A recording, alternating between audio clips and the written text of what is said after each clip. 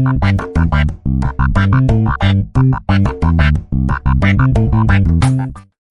and welcome to Samosa Chat with Sangeeta, spicy and multi-flavored conversations. आज हमारे साथ है एक वैज्ञानिक, मतलब कि एक साइंटिस्ट. अब साइंटिस्ट का मतलब क्या होता है? He is one who knows it all. Scientist को पहले के जमाने में lover of knowledge, natural philosopher कहते थे. और नेचुरल फिलोसोफर को ग्रीक लैंग्वेज में लवर ऑफ नॉलेज कहा जाता था. मैथमेटिक्स, ज्योग्राफी और फिलॉसफी, इन सब को साइंस के माई बाप समझा जाता है, माँ बाप. सो आज हमारे साथ हैं एक वैज्ञानिक जिन्होंने सवाल पूछना बंद नहीं किया, और जितने सवाल पूछे उनसे कहीं ज्यादा उन्होंने आंसर्स खोज निकाले. तो आइए मिलते हैं सिद्धेश कामत से. He is a scientist, assistant professor at IISER, the Indian Institute of Science Education and Research in Pune. So Siddhesh ji, आपका स्वागत है हमारे शो पे. नमस्ते, थैंक यू वेरी मच. मुझे बहुत खुशी है कि मैं आपके शो पे आ सकता हूँ और आपके साथ चर्चा कर सकता हूँ. तो सिद्धेश जी, आप एक वैज्ञानिक हो. मैं ये जानती हूँ कि आपके पेरेंट्स, जो मम्मी डैडी हैं, दोनों डॉक्टर हैं. ओके. और नेचुरल होता है कि माँ बाप अगर डॉक्टर हैं तो बच्चे भी उसी लाइन में चले जाते हैं और डॉक्टर बनने की कोशिश करते हैं, या इंजीनियर्स, सिमिलर सिमिलर फील्ड. पर आपने कुछ बैरियर्स तोड़कर you are a researcher, you are a scientist. तो ये चक्कर कैसे हुआ? What drew you into this field? तो मेरे मम्मी डैडी ही नहीं, मेरे नाना जी, मेरे दादाजी सब डॉक्टर थे. पर Oh. हमारे घर में ऐसा कभी नहीं था कि तुम डॉक्टर बनो. तो बचपन से ही मुझे साइंस का बड़ा बड़ा शौक था. मेरी मम्मी, मेरे दादाजी, नाना जी सब कहते थे कि मैं बहुत सवाल पूछता हूँ, बहुत साइंस रिलेटेड सवाल पूछता हूँ. और वो मेरी हैबिट जो है वो बचपन से वो लोग ने काफ़ी एनकरेज की. और ऐसा कुछ प्रेशर नहीं था कि तुम डॉक्टर ही बनो या हम डॉक्टर है इसलिए तुम्हें डॉक्टर ही बनना चाहिए, ऐसा कभी नहीं था. जैसे जैसे मेरी पढ़ाई बढ़ती गई, मुझे रियलाइज़ हुआ कि मुझे एक तो नींद बहुत प्यारी है और मुझसे डॉक्टरी नहीं होगी. तो हाँ. वो भी मुझे पता चला. और दूसरा, मुझे स्पोर्ट्स में भी बहुत इंटरेस्ट था. तो सब चीज़ बैलेंस करने के लिए मेरे खुद के लिए ऐसा डिसीजन अच्छा था कि मैं डॉक्टर ना बनूँ. पर क्या बनूँ, वो जैसे-जैसे चलता गया वैसे पता चला कि मुझे साइंस में इंटरेस्ट है और साइंटिस्ट की ज़िंदगी बुरी नहीं है. तो मैं वो आपने पाथ कहा पे. स्पोर्ट्स में इंटरेस्ट है, तो इंडिया में अगर किसी भी बच्चे को क्रिकेटर बनना हो तो मम्मी डैडी बहुत खुश होते हैं. तो क्या आप कभी क्रिकेटर बनना चाहते थे? मैं एक्चुअली बचपन में क्रिकेट बहुत सीरियसली खेलता था, टू अ पॉइंट कि मैं मुंबई Okay. अंडर 14 अंडर 16 के लिए खेला हूँ. और मैं जेन्युइनली दिल से क्रिकेटर बनना चाहता था. पर जब मैं 15-16 साल का हुआ तब मुझे ऐसा सेल्फ रियलाइजेशन हुआ कि मैं शायद इंडिया के लिए नहीं खेल पाऊंगा, मेरे में इतना टैलेंट नहीं है. और मैं पढ़ाई में ठीक ठाक था.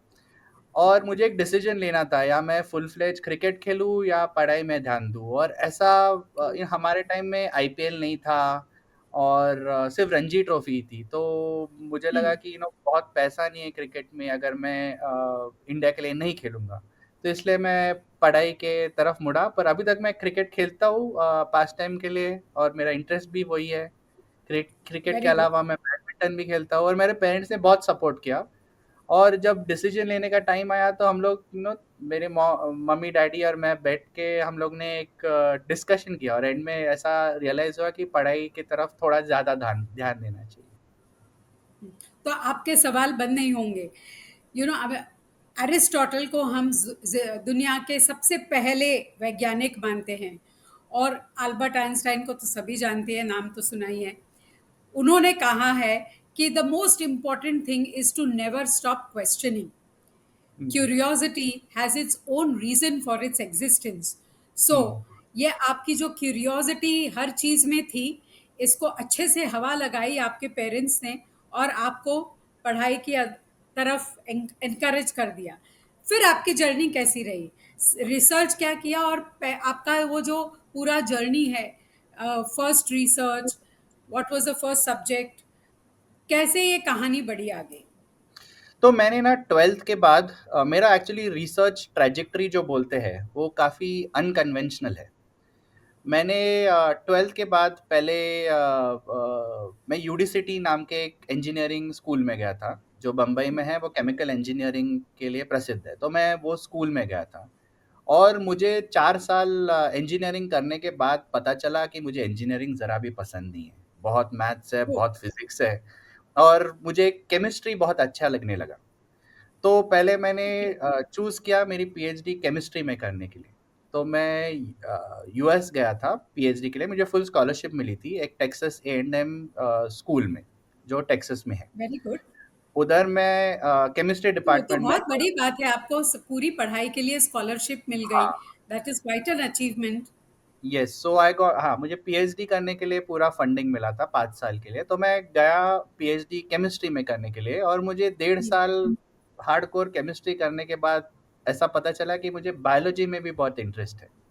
तो मेरी ओके, पीएचडी ऐसे 2 पार्ट्स में स्प्लिट हो गई। पहला पार्ट मैंने केमिस्ट्री किया, बाकी का आधा पार्ट मैंने बायोकेमिस्ट्री किया। तो मुझे बायोलॉजी की भी थोड़ी टेस्ट आ गई। अभी तक मैंने हार्डकोर कभी बायोलॉजी किया नहीं था लाइफ में। फिर मेरी पीएचडी खत्म होने के बाद मैंने डिसाइड किया कि बहुत केमिस्ट्री सीख ली, अभी थोड़ी ज़्यादा बायोलॉजी सीख ली। तो मैंने पोस्ट डॉक के लिए स्क्रिप्स नाम के एक रिसर्च इंस्टीट्यूट में कैलिफोर्निया में पोस्ट डॉक किया, जिधर मैंने ओके, बहुत physiology, metabolism, hardcore biology topics study किए।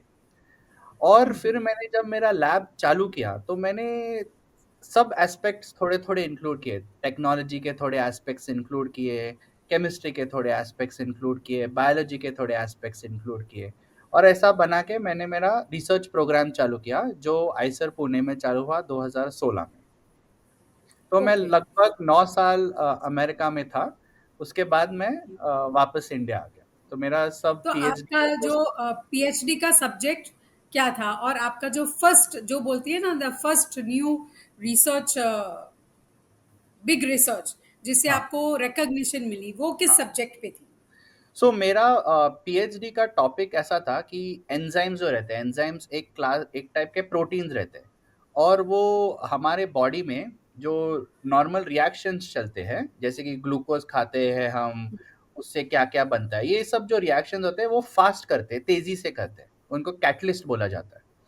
तो मेरा पीएचडी का टॉपिक था ऐसे हमारे बॉडी में बहुत से एंजाइम्स हैं जिनके बारे में हमें कुछ मालूम नहीं है।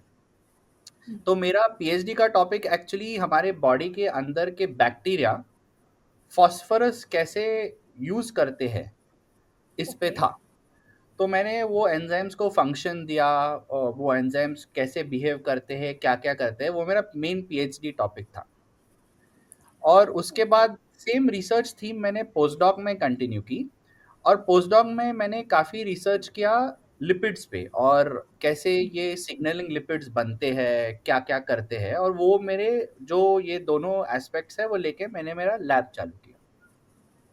तो आई एम श्योर कि आपकी जर्नी में बहुत ऊपर नीचे बहुत सारे अप्स एंड डाउन्स आए होंगे। It must have been not a very smooth journey. So how does it all work? You know, जब आप ये रिसर्च करते हो, आपको लेबोरेटरी चाहिए, पैसा चाहिए, फंडिंग चाहिए, आपके आज सपोर्ट चाहिए। So what are the struggles that you faced?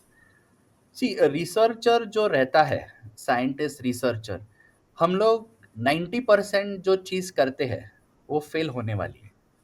ऐसा यस। हमारे प्रोफ़ेशन में है। नहीं तो हर क्वेश्चन पे अगर आंसर मिलने लगा तो वो बहुत ही सिंपल हो जाता है, काफ़ी लोग उसमें जाएँगे। इसलिए बहुत कम साइंटिस्ट बनते हैं क्योंकि 90% जो हम करते हैं वो फ़ेल होता है।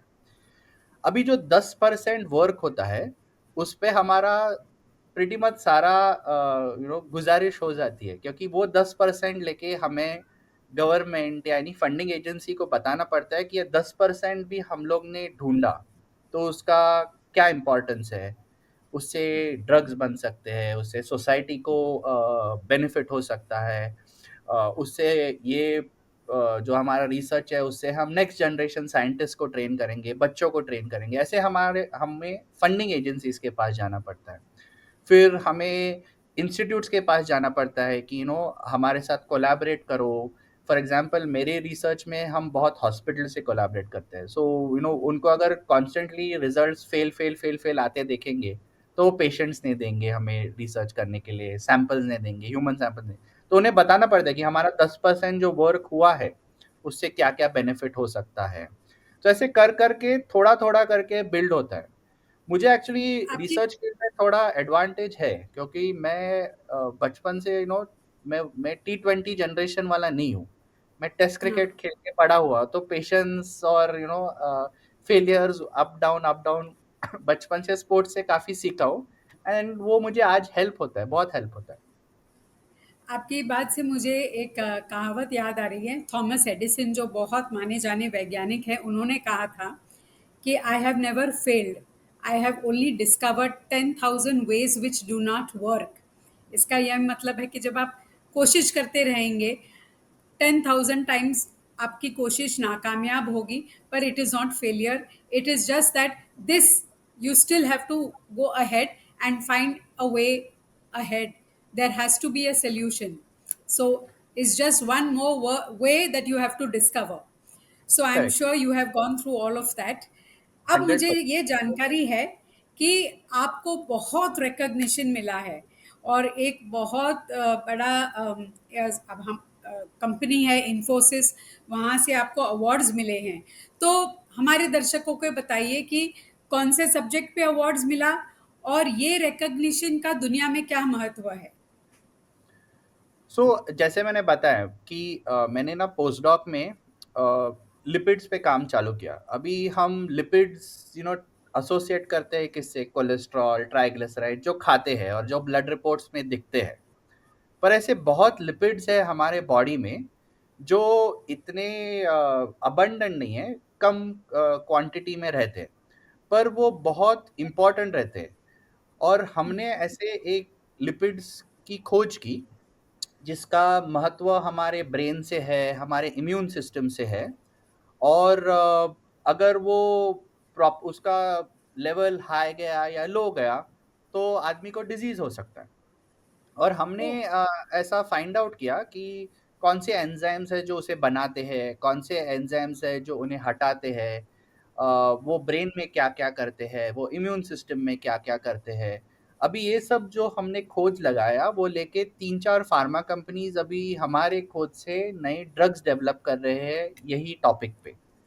ओके। तो हमने हमारी लैब ने एकदम बेसिक साइंस रिसर्च चालू किया, एकदम फंडामेंटल क्वेश्चंस पूछे। और कर करके अभी हमें पता चल रहा है कि हमारे रिसर्च से ह्यूमन काइंड नए ड्रग्स बन सकते हैं, सोसाइटी को उसका यूज हो सकता है। बहुत से ऐसे ब्रेन रिलेटेड डिजीजेस है जिन पे कोई क्योर नहीं है, और शायद हमारे रिसर्च से उस पे थोड़ा क्योर निकल सकता है। हमने अभी ओके। देखा कि कोविड-19 में हमारी इम्यून सिस्टम कैसे फंक्शन होती है, तो आम आदमी को अभी इम्यून सिस्टम के बारे में काफी पता चला कोविड से। तो हमारे ओके। जो लिपिड्स है वो कोविड की तरह दूसरे बैक्टीरिया, दूसरे वायरसेस के साथ फाइट करते हैं, और अगर हम ये लिपिड लेवल्स कंट्रोल कर सकते हैं तो हम इन्फेक्शन ज्यादा अच्छे टॉलरेट कर सकते हैं और उनसे ओके। क्योर भी मिल सकता है। तो आपके अनुसार जो फार्मा कंपनीज अगर वो जो लिपिड एक टैबलेट फॉर्म में बना पाई, तो उससे हमें हमारे इम्यून सिस्टम पे और इन्फेक्शन फाइट्स करने में बहुत सारी आसानी होगी, करेक्ट? हम वो अगर को- लिपिड वो पर से लिपिड्स नहीं बना रहे हैं, पर वो जो एंजाइम्स है जो लिपिड्स को कंट्रोल कर रहे हैं कर उनके सही, ओके। इनहिबिटर्स डेवलप कर रहे हैं, या वो इनहिबिट वो जो एंजाइम्स है उनकी एक्टिविटी ऊपर नीचे कैसे कर सकते हैं, ऐसे हाँ, खोज चल रहा है। very good, excellent. So it can have a huge impact on society and that on the is what future of health.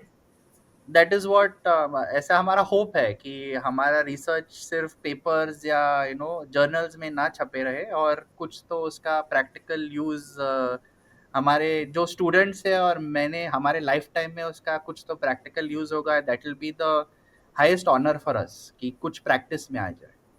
तो आप एज अ साइंटिस्ट ये सब लाइब्रेरी लेबोरेटरी में हमेशा बिजी रहते होंगे, ओके, एंड आपने इतना आप केमिस्ट्री पे रिसर्च कर रहे हैं।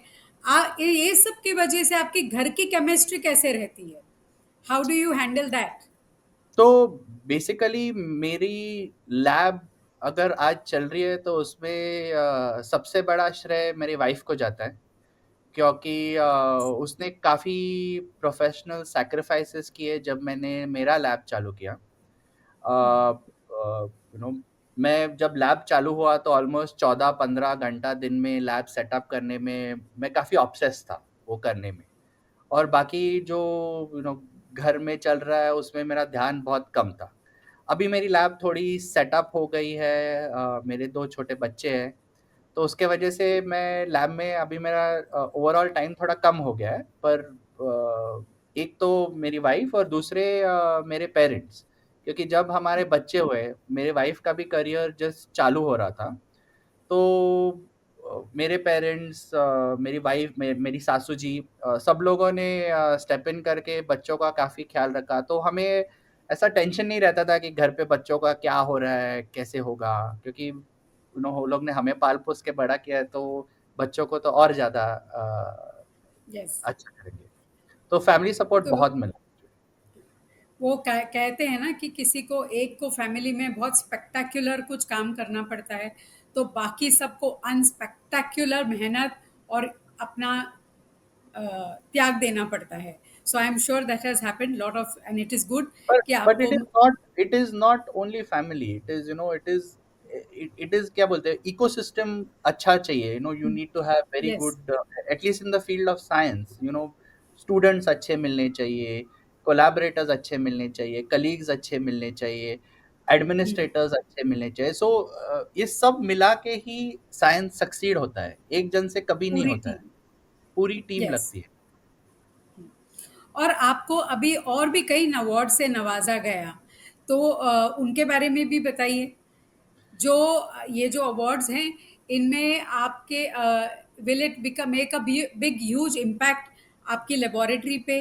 क्या आपको उसको और, जैसे हम बोलते हैं ना, बहुत सपने देखे हैं हमको, ये लेबोरेटरी 4 गुना बढ़ानी है, 10 गुना बढ़ानी है, तो will all that be possible now with all this recognition?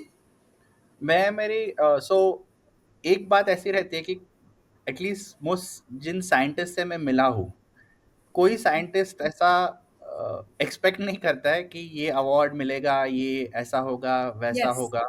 Every everybody is you know सबके obsessions are more with their science questions and getting answers to questions. So awards are sort of a recognition that you're asking maybe the right questions, बराबर questions पूछ रहे हो, ठीक तरह से research कर रहे हो, आपके रिसर्च का कुछ इम्पैक्ट है। मैं मेरी लैब को बोलता हूँ कि हमें हर अवार्ड के बाद दो चीज़ें होती है। एक तो हमारा स्टैंडर्ड ऑफ रिसर्च अभी बढ़ना चाहिए, एंड क्योंकि लोगों को हमसे अभी ज़्यादा एक्सपेक्टेशंस है। और दूसरा, हमें अभी और रिस्पॉन्सिबल होना चाहिए कि जो पैसा मिलेगा, जो एडिशनल फंडिंग मिलेगी, उसे ऐसे ही हम खर्च नहीं कर सकते। थोड़ा यू एक तो हम जो रिसर्च करते हैं वो टैक्स पेयर मनी से होता है, so you are liable to the public, और responsible. Responsible to the public. और जो रिसर्च करते हैं उसका उसका एंड यूज कुछ होना चाहिए। तो यस। एडिशनल फंडिंग आता है, एडिशनल सॉर्ट ऑफ कवरेज आता है, पर उससे रिस्पॉन्सिबिलिटीज भी बढ़ती है, हमारे स्टैंडर्ड्स ऑफ रिसर्च भी बढ़ने चाहिए, क्वालिटी ऑफ रिसर्च भी बढ़नी चाहिए। Yes. True. So I am sure कि आपकी लेबोरेटरी बहुत और उन्नति करेगी, and you will be able to expand. As you rightly said, team work का बहुत योगदान होता है। It is always a whole team which puts in the effort to make it all successful. And आपसे हमको मिलकर बहुत खुशी हुई, ये सब जानकर बहुत खुशी हुई। We hope that the research continues big time. By being a scientist, you have shown that you are pushing the boundaries in gaining knowledge. Your research has shown that there is so much power to human imagination and thinking. And I hope your work will continue shining and have a huge impact on the society and all of us. We are very proud to know you, and congratulations, Professor Siddesh. Thank you very much for coming on our show. It was a great pleasure to talk to you. Thank you so much, I enjoyed it equally. और सब Hindi viewers के लिए मुझे क्षमा करना, मेरा हिंदी थोड़ा टपोरी मुंबईया है, जैसे है वैसे सुन लेना। No, no, it was very fine.